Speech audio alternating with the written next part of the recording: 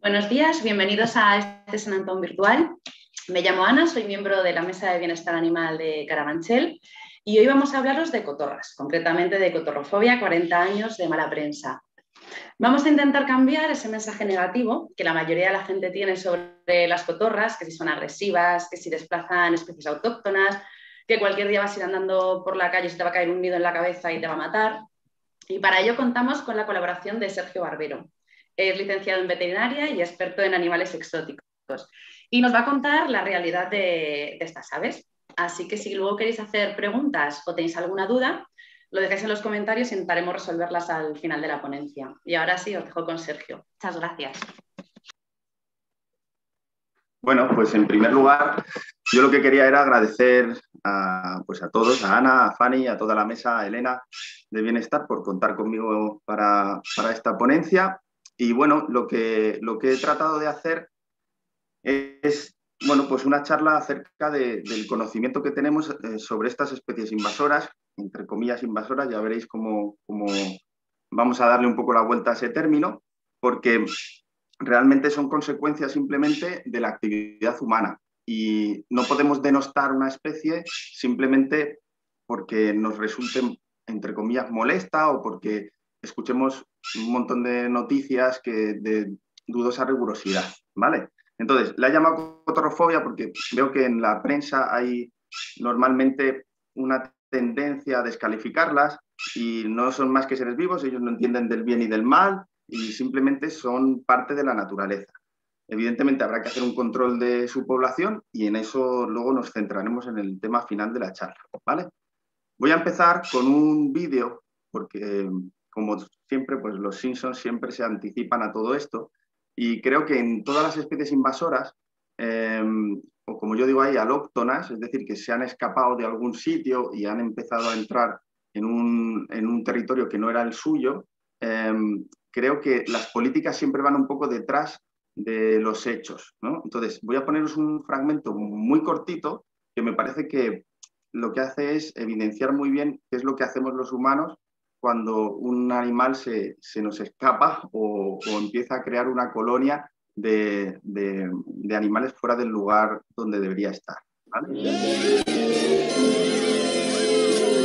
Me equivoqué. Los lagartos son una bendición del cielo. ¿Pero no cree que esto es exagerado? ¿Qué pasará cuando estemos infestados de lagartos? No es problema. Simplemente desataremos una plaga de serpientes aguja chinas. Acabarán con los lagartos. ¿Y no son aún peores las serpientes? Sí, pero estamos preparados. Contamos con una especie de gorila que se alimenta de carne de serpiente. ¿Pero nos invadirán los gorilas? No, eso es lo mejor de todo. Cuando llegue el invierno, los gorilas se congelarán de frío. Bueno, pues esto era un poco para romper el hielo. Básicamente, lo que viene a decir, que creo que es la pura realidad, es que al final lo que estamos intentando hacer siempre es intentar poner soluciones fáciles y no siempre éticas a conflictos que son muchísimo más complejos, ¿vale? No solo ha pasado con la cotorra argentina, también con la cotorra de Kramer, también ha pasado con las tortugas de Florida. Siempre vamos un pasito por detrás, hay también poblaciones de mapaches, hay un montón de especies que no son de aquí, que los hemos traído como consecuencia del comercio o la tenencia o las colecciones zoológicas, se han escapado, se han adaptado, porque ellos no van a hacerse el harakiri y van a decidir morir, y nosotros estamos intentando establecer siempre políticas de exterminio que normalmente utilizan el sacrificio como principal recurso. Y no hay datos científicos suficientes como para realmente apoyar esta teoría. Yo he dividido la charla en tres partes, porque creo que hay una parte muy importante que tenemos que conocer, ya que convivimos con ellas, que es la biología y la ecología de la cotorra argentina, pues de dónde viene, qué es lo que hace, cómo come, cómo se alimenta, cómo se relaciona con sus congéneres. Luego, en la segunda, he puesto la relación que tendríamos con el ser humano, de dónde, por qué ha pasado esto, ¿no? ¿Qué es lo que ha ocurrido para que un país como España, que no tiene loros, de repente esté lleno de loros durante tantos años? Y también ahí he querido abordar un poco si es verdad todo eso que nos están diciendo sobre las cotorras, que si ahora matan gorriones, que si ahora derriban los árboles o los enferman, que si los nidos son un horror porque además están desplazando a otras especies. Y lo voy a intentar hacer desde un punto de vista objetivo, ¿vale? Yo puedo pensar de una manera, pero tenemos que intentar, digamos, acudir a la ciencia, de un modo o de otro. Y la realidad es que ahora mismo hay muy pocas evidencias del impacto ambiental que puede suponer, y eso no quiere decir que no lo podamos regular, ¿vale? De manera ética. De ahí el último punto, que es la gestión ética como alternativa al control poblacional. Vamos a ver qué es lo que nos saldría mejor, ya no solo desde un punto de vista humano, ¿vale? Sino también económico, de repercusión y de consecuencias a largo plazo. Así que, bueno, vamos a empezar con la biología. Como sabéis, las cotorras, bueno, pues son citácidas. Las citácidas son loros, y en España no hay loros, ni en Europa tampoco hay loros. Son normalmente originarias o bien de Sudamérica, Centroamérica, alguno hay en Norteamérica, alguna especie, y de la zona de Asia, África y Oceanía. Justamente en Europa no hay especies de citáceas o de loros. No obstante, como nosotros movemos las poblaciones de estos animales, porque son animales exóticos que les gustan a mucha gente, que además son animales inteligentes, son capaces de empatizar mucho con el dueño, con las personas que son responsables de ellos, pues al final nos hemos movido y los hemos movido a zonas donde no deberían estar. Y mismamente en España, si consultamos la Sociedad Española de Ornitología, vemos que hay casos, voy a hacer varios estratos de animales que se han visto, loros que hemos visto en estado salvaje, digamos que escapados en el territorio español. Seguramente todos conocéis al yaco, al loro gris, es este loro que habla mucho, muy inteligente, grande, son bastante longevos, o al amazonas, que son estos loros también grandotes, verdes, que son normalmente carne de vídeo de YouTube, con un montón de cancioncitas y un montón de trucos, ¿vale?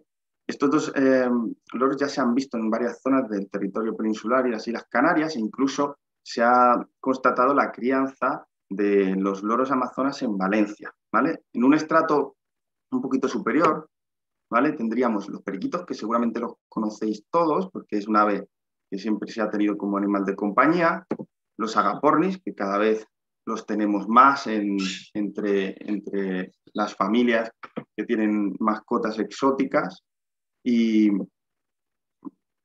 este lorito que se llama lorito del Senegal y este lorito que se llama loro barranquero, ¿vale? Todas estas especies, estas 4 que veis ahí abajo, también se han descrito en España en un nivel un poquito mayor. Digamos que cuando vemos por primera vez un animal que no corresponde al territorio, hacemos una clasificación en función del establecimiento que tenga aquí. Si lo clasificamos como E1, es que el animal ya se ha instaurado, está reproduciéndose y está básicamente establecido en el país. Un E2 es un animal que ya es propenso a reproducirse y a establecerse, y un E3 es aquel que se ha visto de forma esporádica y que probablemente no llegue a instaurarse. Todos los que tenéis ahí, el periquito, el agapornis y el yuyu, el yuyu es el lorito de Senegal, este que os enseño yo por aquí, el de la cabecita gris, ya se han reproducido en las Islas Canarias o bien en Baleares, y el loro barranquero no se ha constatado, pero se han visto núcleos poblacionales importantes incluso en Madrid. Lo mismo los he visto en el Parque del Oeste, por ejemplo. Pero hay más loros, ¿vale? Fijaos, esto es un aratinga de cabeza azul, aquí hay otro aratinga. Las aratingas son loros un poquito escandalosos, también muy parecidos a los que vamos a abordar, como la cotorra argentina, ¿vale? Una aratinga mitrata, unas aratingas de cabeza roja y también el aratinga nanday. Estos 4 ya tienen núcleos poblacionales en zonas de Barcelona, en zonas de Valencia, alguno en Cantabria. Entonces, ya están establecidos. O sea, ya se han reproducido con éxito en algunas zonas del territorio español. ¿Y por qué hago énfasis en eso? Porque llegará un momento en que, si estas especies llegan a colonizar toda la zona del territorio español, estaremos otra vez ante el mismo problema que están planteándose ahora con el tema de las cotorras de Kramer y Argentina. Con lo cual, son los momentos para establecer medidas de control ético, ¿vale? Y poder controlar los núcleos poblacionales. Y por último, como no, las 2 especies por antonomasia, que son la cotorra de Kramer, que es esta que tiene un collarcito, y la cotorra argentina, que es en la que nos vamos a centrar hoy, ¿vale? Esta de aquí. como todos tenemos ahora mismo smartphones y podemos hacer fotos donde queramos y consultar Facebook, yo he cogido simplemente fotos de particulares en un grupo de Facebook. Si a alguien le gusta un poco la ornitología, verá que hay un montón de grupos donde se cuelgan fotos, para que veáis que realmente no son difíciles de ver, ¿vale? Esto, por ejemplo, son aratingas mitratas y aratinga de frente roja. Y fijaos, hay núcleos, esto es en medio de Barcelona, ¿vale? Y está hecho en enero de 2020, ¿vale? Un poquito antes ahí de la pandemia, no sabíamos lo que nos iba a venir encima, el pobre que estuviera haciendo la foto, pero bueno, que veáis que son grupos numerosos, que ellos tienden normalmente a sociabilizar mucho, con lo cual esa unión probablemente les favorezca a la hora de instaurarse en nuevas regiones. Y estas son las otras fotos que os he enseñado, que son en un balcón de Barcelona, una aratinga mitrata en agosto de 2018, ¿vale? Pero hay más, fijaos, esto es un periquito, esto ya nos vamos a la Comunidad de Madrid, ¿vale?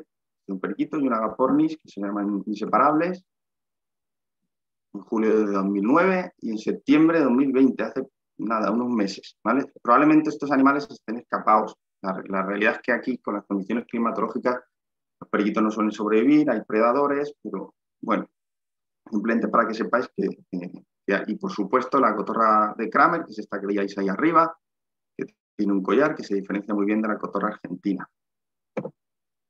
Esto, por ejemplo, es una imagen en Fuenlabrada, no es difícil verlas. Y esto de aquí es en Madrid también, en noviembre de 2017. Y fijaos, he puesto una foto con una bubilla, que es una especie autóctona, una controladora de plagas de insectos, entre ellos, por ejemplo, de la procesionaria, como curiosidad, ¿vale? Se comen mucho las larvas de la procesionaria, de estas orugas que luego nos pican a los perros y demás.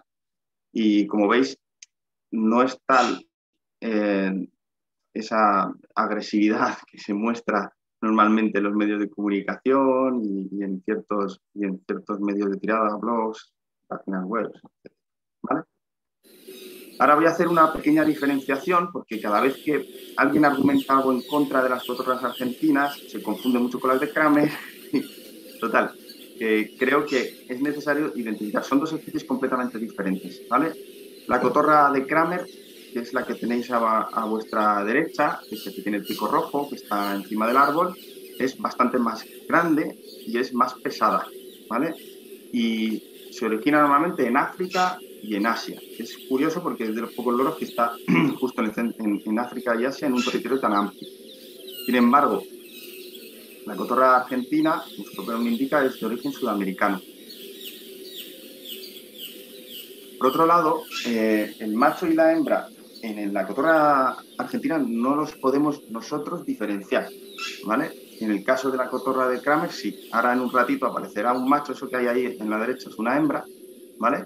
Y veréis, ahora veis al macho que tiene un collarcito negro, ¿vale? Aparte de que el circulito alrededor del ojo es mucho más rojizo y, bueno, en principio tienen dimorfismo sexual. Digo que en la cotorra argentina a ojos del humano no, porque las aves ven más colores que las personas.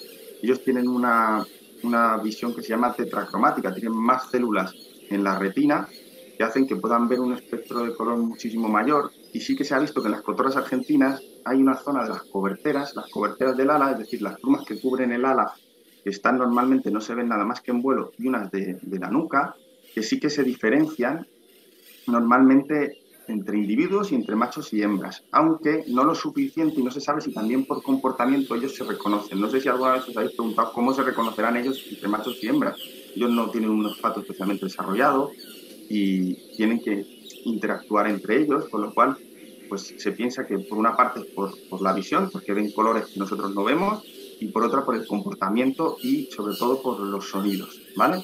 Por otro lado, las cotorras argentinas suelen ir en grupos bastante numerosos, no suelen ir solas, de 5 hasta 20 individuos, y en el caso de la cotorra de Kramer, lo que vemos es que son individuos normalmente de 1 a 4. ¿Dónde vamos a verlos? Bueno, aquí en Madrid, en el interior, casi siempre vamos a ver cotorras argentinas, ¿vale? Porque la cotorra de Kramer le gusta el paisaje un poquito más abierto, le gustan que haya árboles más dispersos, huye un poco más de la presencia humana, aunque pues, perfectamente puede cohabitar, y es más fácil verlo pues, en la casa de campo, en el Retiro, en las zonas de la periferia, Parque Polvoranca, el Corcón, Fuenlabrada, etc. Sin embargo, la cotorra argentina suele estar dentro de los núcleos urbanos.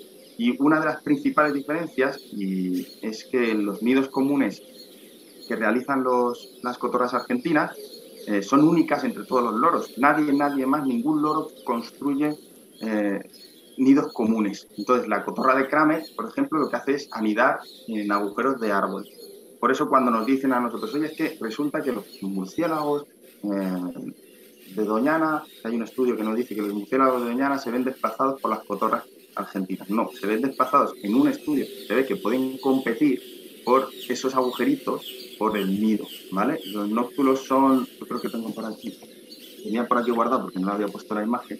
Fijaos que los nóctulos son unos murciélagos muy grandes que habitan aquí, ¿vale? Son estos de aquí y están en peligro de extinción y, bueno, en principio, para que lo sepáis. Por eso es importante también diferenciarlos. Hay que hacer evaluaciones de cada especie, no mezclar que todas las cotorras son iguales, ni mucho menos, ¿vale?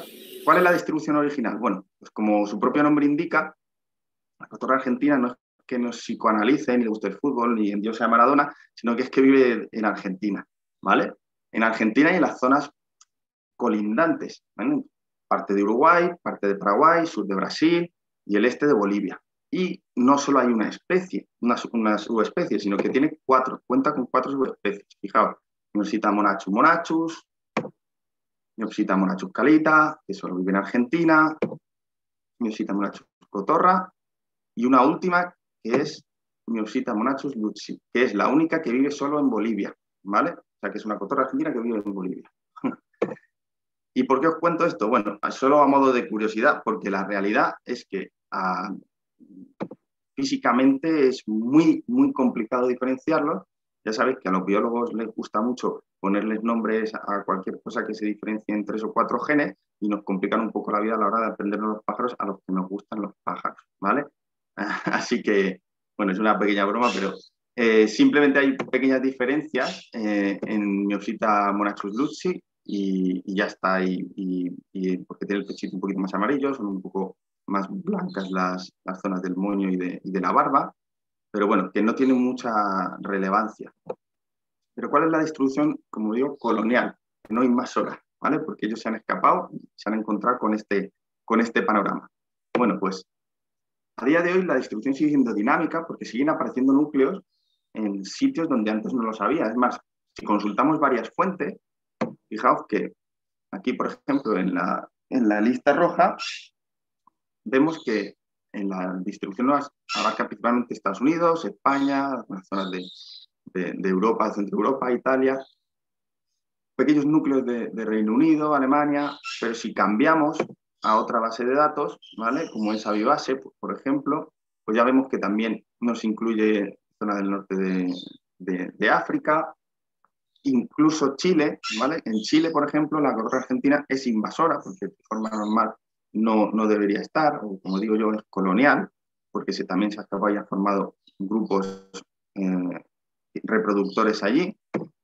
Y si consultamos cavi.org, pues tendríamos incluso Japón afectado, zonas del centro de África, las Canarias, incluso islas del Pacífico, ¿vale? Lo que tienen en común la distribución colonial es que son zonas del mundo, y digo desarrollado entre comillas, porque al final son zonas donde la gente tiene animales básicamente porque cuenta con ellos como mascotas, como colecciones zoológicas. Planteaos que la gente que no tiene mascotas, porque la mascota es un bien de lujo, ¿vale? Por desgracia, porque ahora mismo ya hemos visto que bueno, que los gastos que conllevan cuando hay grandes crisis pues son complicados, pero si os fijáis, el patrón de distribución que sigue ha sido básicamente generado porque el hombre las ha llevado allí, ¿vale? Eso es algo, bueno, un tema curioso. La alimentación. Bueno, la alimentación va a variar de lo que se ha estudiado en Argentina a lo que se ha estudiado o se empieza a estudiar en los sitios de fuera, Principalmente son animales que van a tomar frutos, semillas, nueces, flores de alimentos de origen vegetal. Y en una muy pequeña proporción se van a alimentar de algunos insectos. Aunque nosotros los veamos siempre así en los parques, que están así como, bueno, pues en el suelo, los estudios nos dicen que les gusta mucho más comer en los árboles, pero que cuando se forman grupos grandes, ¿vale? Es cuando ellas van a bajar al suelo a alimentarse de materia vegetal. Grupos pequeños en los árboles, grupos grandes en el suelo. Se piensa que porque cuando están en el suelo hay muchos más vigilantes que pueden avisarles de los depredadores. Y como veis, una vez más, están perfectamente cohabitando con otras especies que se alimentan en el mismo territorio que ellos, ¿vale? Es verdad que estas especies parecen insectívoras, pero eso no es España ni nada de eso, pero bueno, ¿cómo se sabe qué come una cotorra? ¿Cómo sabemos qué come una cotorra en estado salvaje? Bueno, pues los estudios los realizan de la siguiente manera. Cogen a los pollitos y les cogen un poquito de buche cuando les están alimentando y analizan qué hay en el buche, ¿vale? Así se han determinado, pues, como por ejemplo aquí, ¿vale? Cuáles son las especies preferidas de ellos en Argentina. Y nos llama mucho poderosamente la atención que casi todo, fijaos que pone frecuencia de ocurrencia 100%, en casi todos les encanta un tipo de plantas que son cardos. Cardos que en principio muchos de ellos, algunos lo conoceréis ahí, por ejemplo ese que pone Silybum marianum es el cardo mariano que se usa muchas veces como un nutricéptico, como protector hepático y demás. Y curiosamente los estudios que se están realizando en Europa nos muestran que siente preferencia por otro cardo que hay aquí, que es el cardo dorado, ¿vale? Cuya distribución es única de aquí de la zona mediterránea. Pero lo han demostrado varios estudios, entre ellos este de aquí, en el que se evalúa cómo está interactuando la cotorra, cómo se alimenta y cuáles son los sitios en los que nidifica. Bueno, este es un grupo de trabajo que tiene varios estudios y os he subrayado ahí algo, ¿vale? Para que veáis que los estudios científicos sirven para algo, ¿vale? Dice, en este estudio, ¿vale? Las cotorras no se alimentaron de ninguna especie de interés agrícola ni conservacionista. Es decir, que no ha supuesto ningún peligro para ninguna especie ni para el medio agrícola. En cuanto a la reproducción, bueno, pues todos conocéis ya esos enormes nidos que fabrican, que pueden llegar, dicen, hasta los 100 kilos. La verdad es que no hay datos reales, nadie se ha puesto a pesar los nidos, pero sí es verdad que hay construcciones muy voluminosas, ¿vale? Y como os decía antes, el rasgo más característico es que es la única citácida que construyen nidos comunes.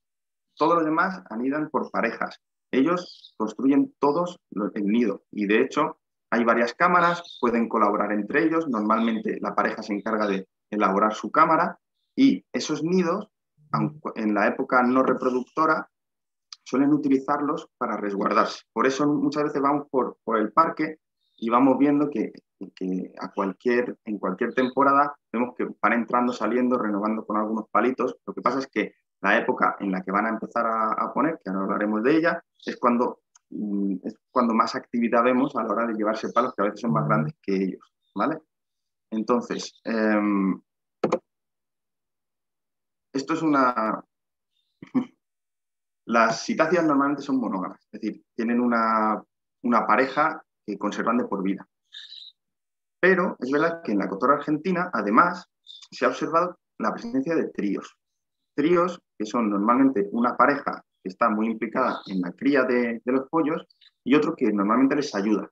No se sabe muy bien por qué ocurre esto.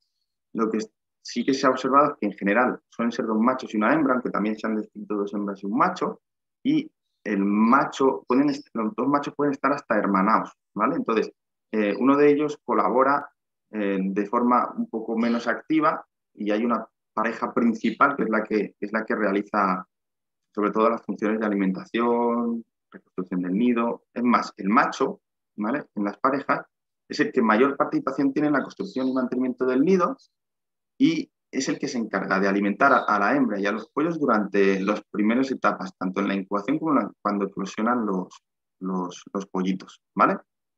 Es normal. Luego, cuando ya la hembra ha recuperado un poquito la condición corporal, ya participan a partes iguales, ¿vale? Y bueno, ¿cuál es el periodo de cría? Bueno, en Argentina está descrito de agosto a diciembre, aunque se piensa que son reproductoras y reproductivas todo el año, pero se ha visto que el tamaño testicular o la actividad ovárica puede aumentar hasta 15 veces el tamaño cuando empieza agosto y el punto álgido es noviembre. Como están en el hemisferio sur, aquí se nos cambia un poco el ciclo y normalmente el periodo de mayor actividad reproductora es de abril a junio y con un repunte en mayo, ¿vale?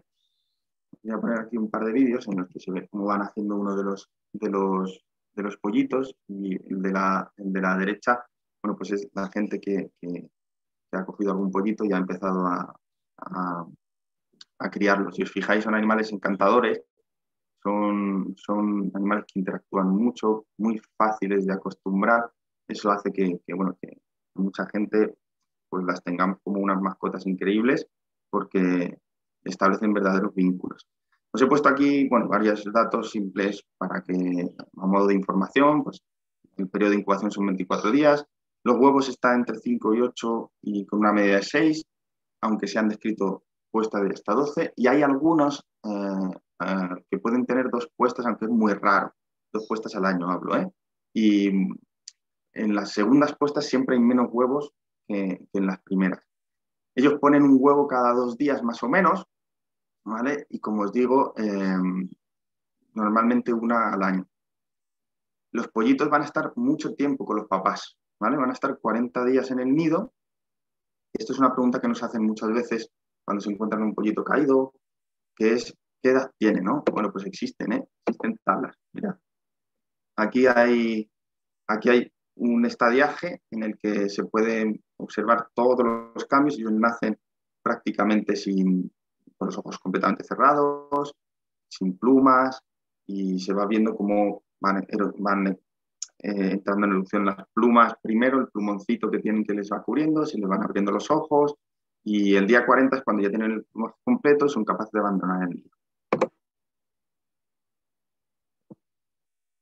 Y también, a modo de curiosidad, que sepáis que están incluso registrados todos los desarrollos embrionarios de la cotorra argentina, ¿vale? Todo el desarrollo a lo largo del huevo, desde que es fecundado hasta que va a salir. Fijaos esta última imagen en la que vemos aquí abajo a la derecha cómo van a nacer. Van a nacer completamente desprovisto y dependiente de los papás. Ecología. Bueno, ¿cuáles son los predadores de la cotorra argentina? Bueno, pues en el medio natural, ¿vale? En su medio nativo, tenemos 2 principalmente. Uno es la zarigüeya, que sabéis que es un mamífero oportunista, que muchas veces lo que hace es trepar, meterse, coger los huevos de ellas, e incluso puede las puede capturar, puede depredar sobre ellas.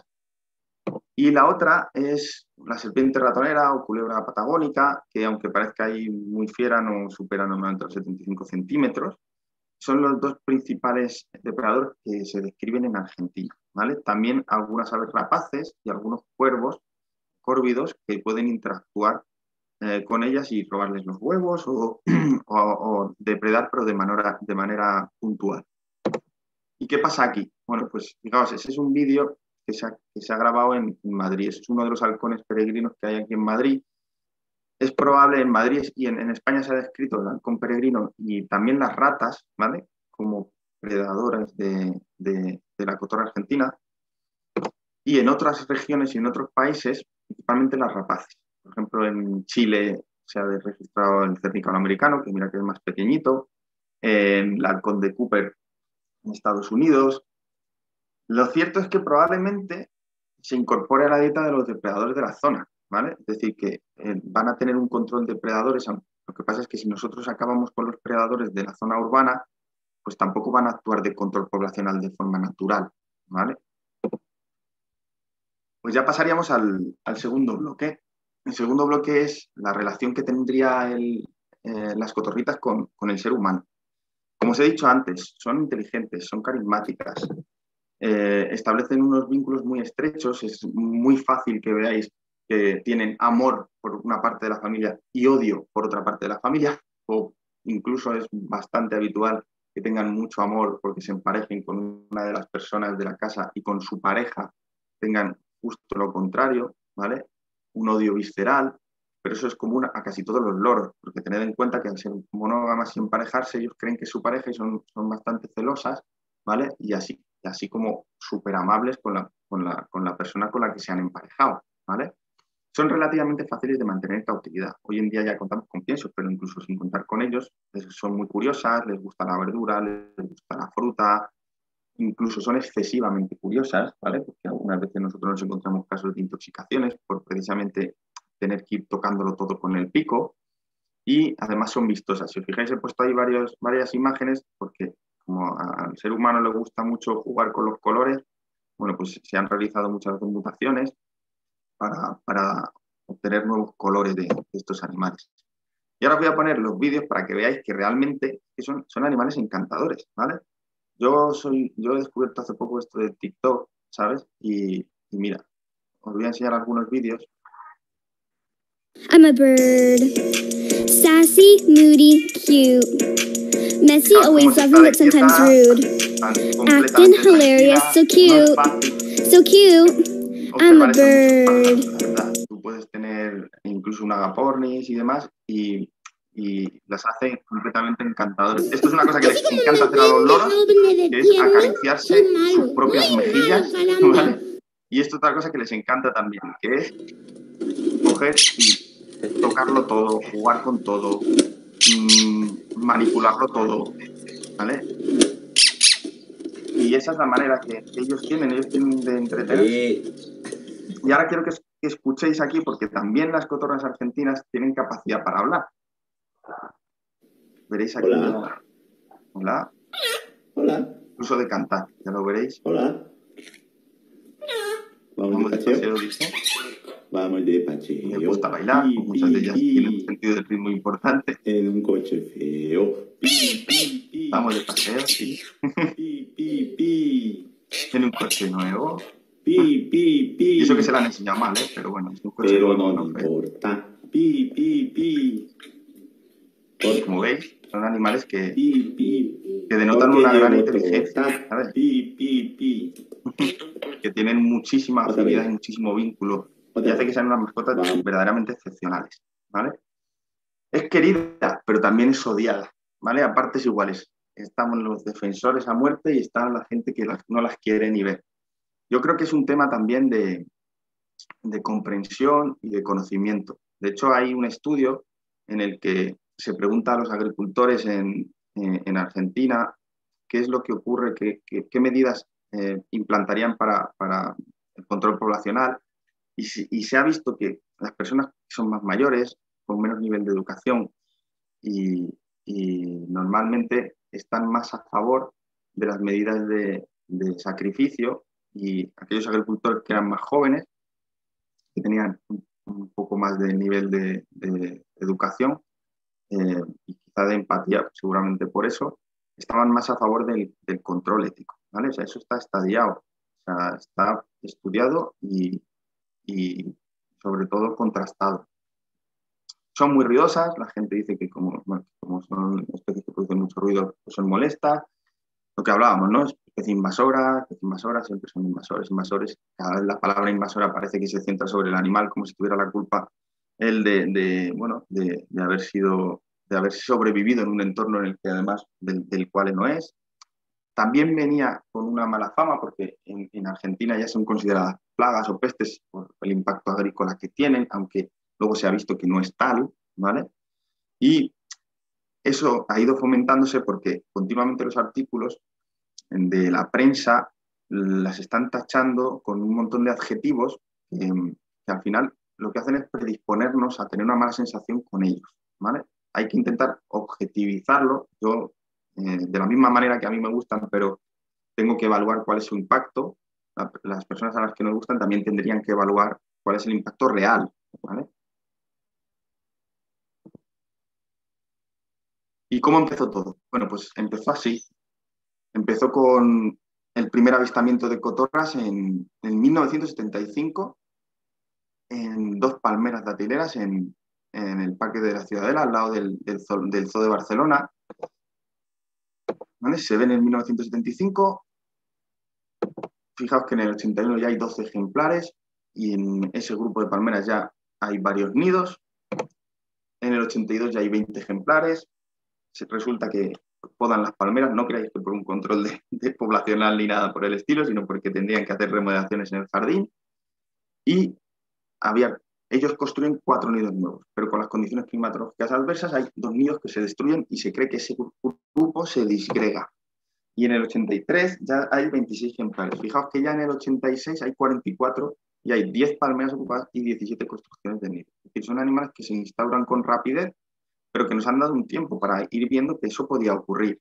Por eso os hacía yo referencia a las primeras citáceas que os he mostrado, a los primeros loros, porque estamos en un punto en el que podríamos controlarlas de manera ética y seguramente no lo hagamos, simplemente por una inacción, y luego querremos solucionarlo con un sacrificio o una letalidad masiva.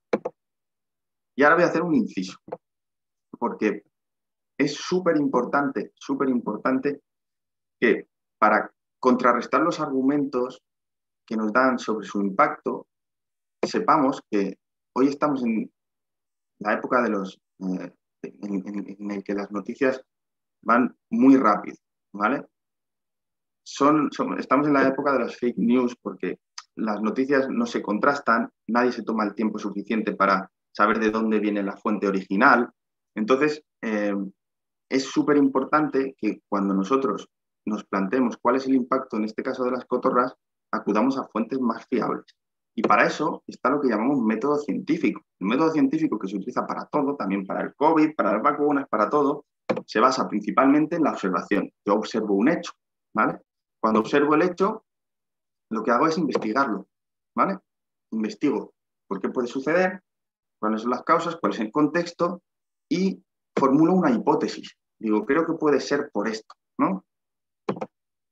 Y después esa hipótesis la tengo que validar, pero intentando dejar de lado mis pensamientos subjetivos, de manera que tengo que diseñar un experimento que sea lo suficientemente válido. Para eso hay comités y para eso hay metodologías que se van desarrollando. Por eso la ciencia va avanzando. No cualquier experimento vale para validar una hipótesis. Tiene que ser un experimento que luego nos dé un nivel de significación lo suficientemente elevado como para que las conclusiones, para los resultados sean concluyentes, ¿vale? Entonces, después del experimento, ¿vale? Hago un análisis de los datos. Esa es otra, ¿vale? Normalmente, dependiendo de las variables, hay análisis más complejos o análisis más simples. Pero hay que hacer un correcto análisis de los datos para que nosotros no nos creamos lo que queremos creernos. Y por último, llegamos a una conclusión, ¿vale? Eso es lo que ocurre para cualquier estudio científico. ¿Qué pasa? Que en cada uno de los pasos tenemos riesgos de sesgo, es decir, de cometer errores en la observación, porque a lo mejor no se comporta igual una cotorra cuando yo la veo que cuando yo no estoy. Error en la investigación, porque he podido tomar premisas de estudios que estaban hechos con anterioridad. Errores en la hipótesis, que es lo que estamos intentando comprobar cuando hacemos el experimento, e incluso errores de metodología en el experimento, ¿vale? Intentando correlacionar variables que a lo mejor no tienen una relación o que erróneamente nos van a llevar a conclusiones equivocadas. Por eso es muy importante que este proceso se realice de la forma más aséptica posible y dejando al lado la subjetividad, porque si no, entramos en falacias. Las falacias son argumentos que a primera vista podría parecer que suenan lógicos, que son verdaderos, pero que no tienen, desde el punto de vista lógico puro, ¿vale? Estudiado en la filosofía, no se sustentan, ¿vale? Y esto es de lo que viven las fake news, de las falacias. Y esto yo creo que es de lo que viven toda esa mala prensa que han tenido las cotorras, ¿vale? Os voy a poner un ejemplo. Yo me voy al parque y mi cuñado decide que le gustan mucho los pájaros y lo ve y se va con sus prismáticos y de repente ve un gorrión y una cotorra que parece que están interaccionando y que uno está expulsando al otro del territorio. Pues ya lo tenemos. Ya se ha registrado que las cotorras están matando a los gorriones porque yo, fulanito de tal, he visto había un gorrión y entonces la cotorra le ha atacado. ¿Cuál es el contexto de esto? El contexto biológico, ambiental, nutricional. Estaban alimentándose los dos, estaba la cotorra enferma, estaba el gorrión enfermo, estaban en la zona de reproducción, no lo estaba. Hay un registro de la imagen, o cualquiera se lo puede inventar y decirlo, ¿vale? Hay un registro, hay fotos, hay vídeos, ¿vale?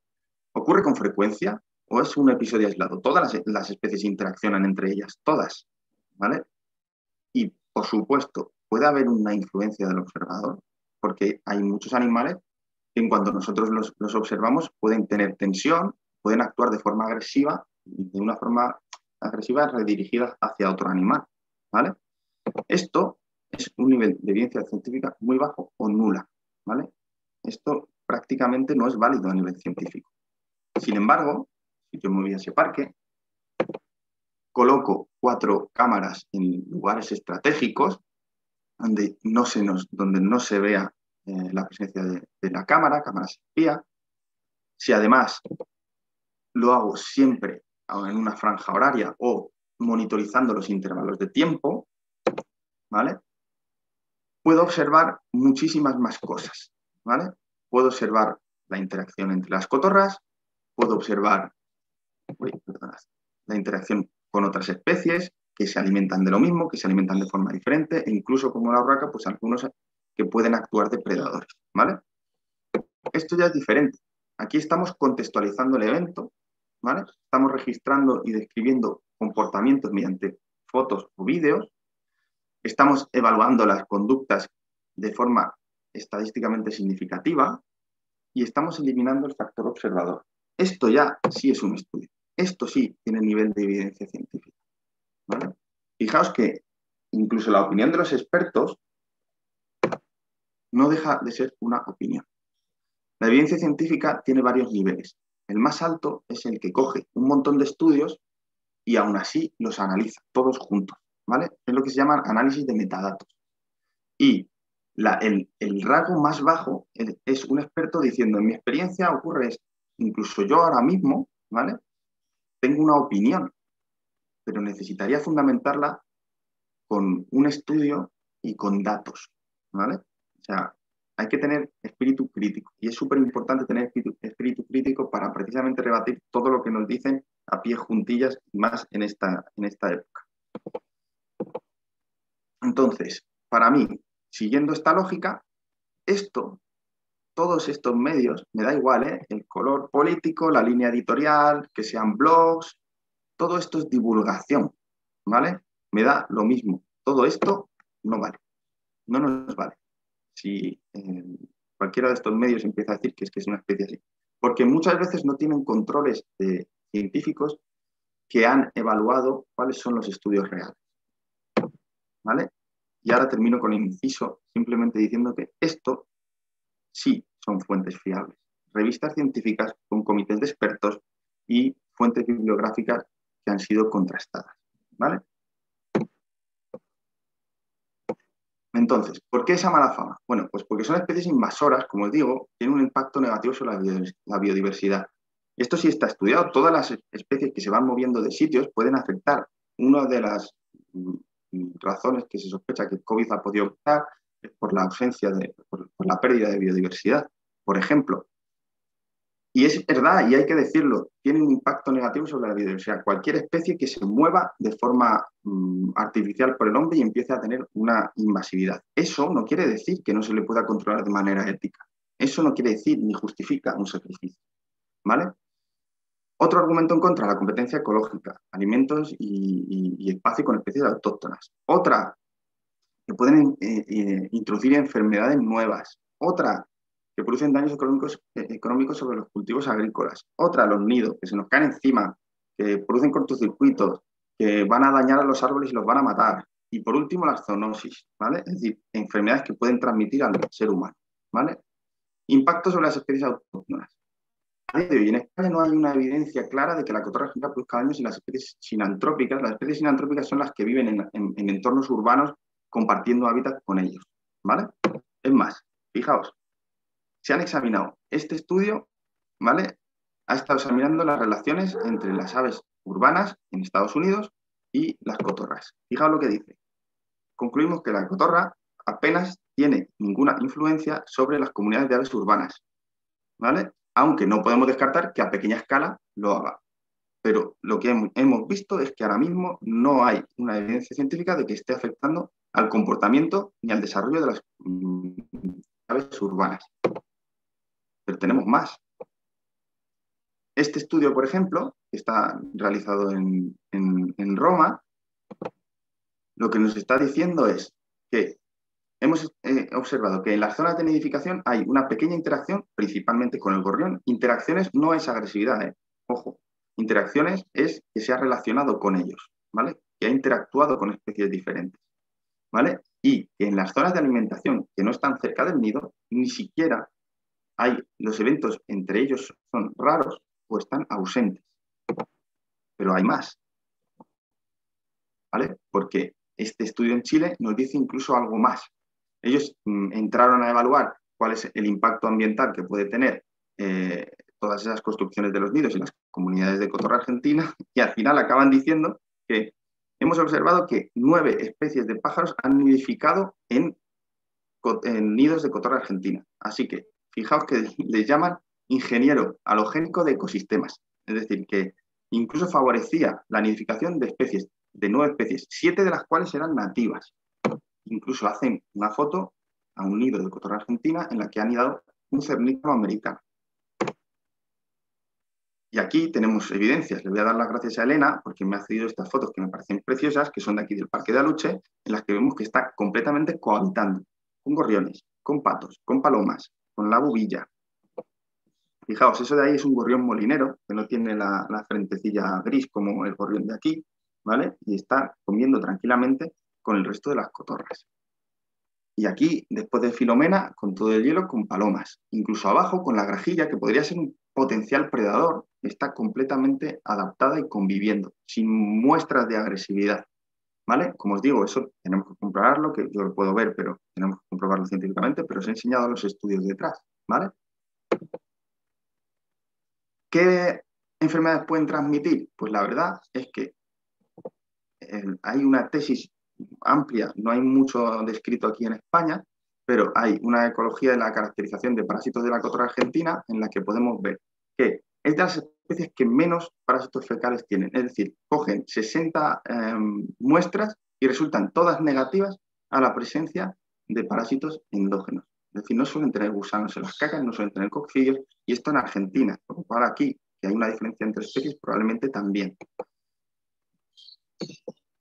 Lo único que vieron es que en la sangre podían portar de 40 muestras de sangre, en 6 vieron que podía haber parásitos dentro de la sangre. Y no se sabe si ellos son simplemente vehículos, es decir, lo han cogido y lo han vehiculizado, o son portadores, ¿vale?